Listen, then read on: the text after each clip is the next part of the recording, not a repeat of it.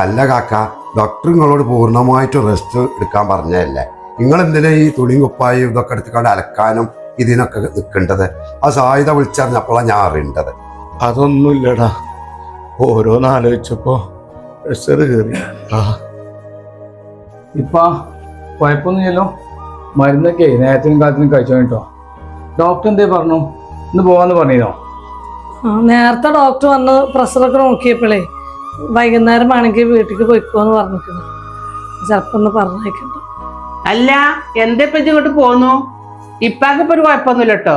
ഇങ്ങോട്ട് പോരാപ്പ എന്റെ പെണ്ണുങ്ങളെ സമ്മതം കിട്ടിക്കണോ? ഞാൻ ഇവിടെ ഉണ്ടായിരുന്നില്ല അമ്മയെ, അതുകൊണ്ടാക്കി ഇപ്പാൻ്റെ അടുത്തേക്ക് വരാൻ പറ്റാഞ്ഞ്.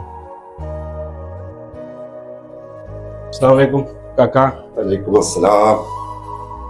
കാക്ക, എന്താ ഇപ്പൊ നിങ്ങൾക്ക് പറ്റിയേ? പൈസല് പറഞ്ഞു എന്നോട് നിങ്ങളെ ഹോസ്പിറ്റലിൽ അഡ്മിറ്റ് ചെയ്തിക്കണ്. ഞാൻ ഏതായാലും പരീക്കാൻ വരാൻ നിൽക്കായിരുന്നു.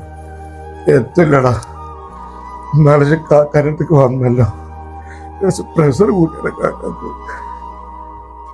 കാക്ക, എന്നാ ഞാൻ പോവാണ്. എനിക്ക് ഒന്ന് രണ്ടാളെ കാണാനും ഉണ്ട് കേട്ടോ. അപ്പൊ നിങ്ങൾ പോയിക്കോളി, ഞാൻ കുറച്ച് കഴിഞ്ഞിട്ടാണ് വരാം. ഷോ.